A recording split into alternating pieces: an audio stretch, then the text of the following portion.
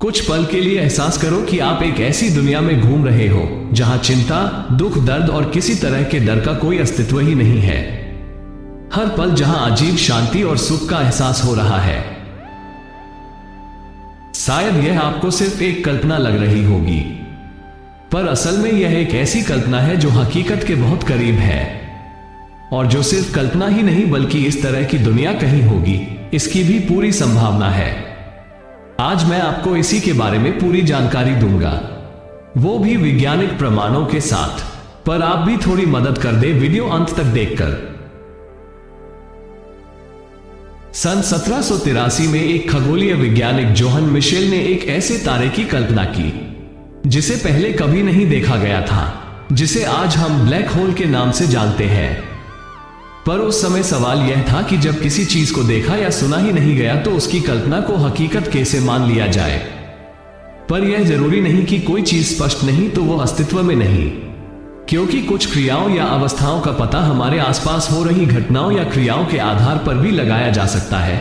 जैसे हमसे दूर आसमान में कहीं धुआं उठ रहा हो तो हम समझ जाते हैं कि कहीं आग लगी हुई है, फिर चाहे हमें आग दिखाई ना दे।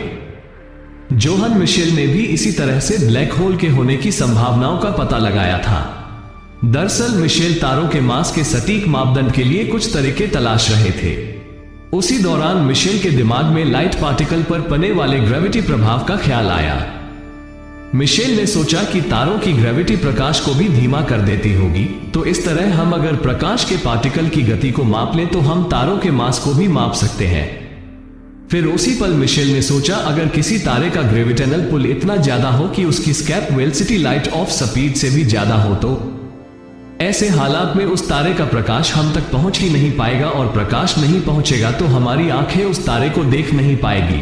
और इस तरह से पहली बार 27 नवंबर 1783 में जोहन मिशेल को एक अजीब तारे का आइडिया आया। उस समय मिशेल ने उस तारे को डार्क स्टार का नाम दिया था, जिसे बाद में ब्लैक होल के नाम से जानने लगे। 1915 में आइंस्टाइन ने स्पष्ट किया कि प्रकाश पर भी ग्रेविटी का प्रभाव पड़ता है।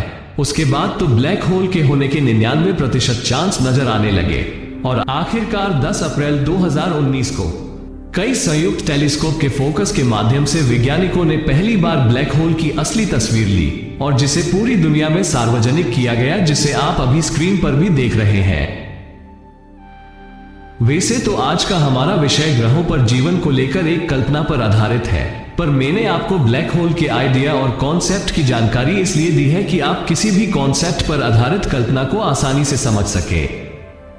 ब्लैक होल की खोज की तरह ही हम उम्मीद कर सकते हैं कि ब्रह्मांड में हमें स्वर्ग जैसी दुनिया भी मिल सकती है, क्योंकि इस विषय पर हमारे पास सटीक कॉन्सेप्ट भी मौजूद है। धार्मिक ग्रंथों के मुताबिक तो हम कह ही सकते थे कि हमारे अलावा भी इस ब्रह्मांड में कई दूसरी दुनिया मौजूद है। पर हबल टेलीस्कोप के माध्यम से अब तक लाखों ग्रह खोजे जा चुके हैं, जिनमें से हजारों ग्रह अपने स्टार की हैबिटेबल जोन में है और हमारी धरती की तरह ही रोकी प्लेनेट है।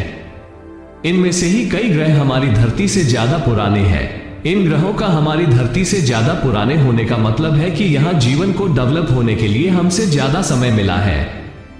अगर हम अपने डेवलप इतिहास के माध्यम से आने वाले लाखों साल बाद की धरती पर जीवन की कल्पना करें, तो भी हम हमारी धरती पर एक स्वर्ग का एहसास कर सकते हैं, क्योंकि नेचर हमारी इच्छाओं के आधार पर व्यवस्था करने में सक्षम है। उदाहरण के लिए कछुए के शरीर का ऊपरी हिस्सा हमेशा से ठोस नहीं था, पर वह अपने शरीर के हिसाब से ज्यादा तेज चलने में असमर्थ था, जिसके परिणामस्वरूप कछुए को कोई भी मांसाहारी आसानी से पकड़ लेता था और खा जाता था। ऐसे शिकारियों से बचने के लिए कछुए अलग अलग जुगाड़ लगाते थे। इस तरह से कछुओं को अपने आप को सुरक्षित करने के विचार कई पीढ़ियों तक बने रहे, जिसके फलस्वरूप नेचर ने कछुओं को एक सुरक्षा कवच दिया ताकि वो आसानी से और लंबा जीवन जी सके। ऐसा नहीं है कि हम जिस तरह की इच्छा रखेंगे, प्रकृति हमारी इच्छा उसी तरह से पूरी कर देगी, पर प्रकृति हमारे विचारों के अनुसार जो हमारे लिए बेहतर है वो कर सकती है। पर आज हमारी शारीरिक और मानसिक स्थिति जिस पड़ाव पर है, इस समय हमारी इच्छाएं क्या हो सकती है?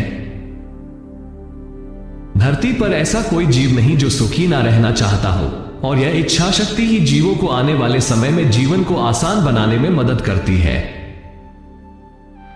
यही वो कारण है जिनके आधार पर हम अपने भविष्य के सुखद होने की कल्पना कर सकते हैं, और ऐसा भी संभव है कि कहीं हमारी कल्पना के हिसाब से जीवन चल रहा हो। अब तक जो मैंने आपको बताया उसका आधार विज्ञान है, पर अगर हम आध्यात्मिक आधार देखें तो फिर इस विषय पर कोई सवाल ही नहीं बनता, क्योंकि आध्यात्मिक ग्रंथों में हमारी धरती के अलावा भी कई दूसरी दुनिया के होने के बारे में बताया जाता है, और उनमें से ही कुछ दुनिया ऐसी है जहां सुखद जीवन के बारे में बताया गया है। यह वीडियो अच्छा लगा तो लाइक कर देना, और इस तरह के और भी वीडियो मैं आगे लाने वाला हूं। अगर आप वो देखने के इच्छुक हैं तो चैनल को भी सब्सक्राइब कर दे और बेल को भी एक्टिव कर ले। वीडियो देखने के लिए धन्यवाद।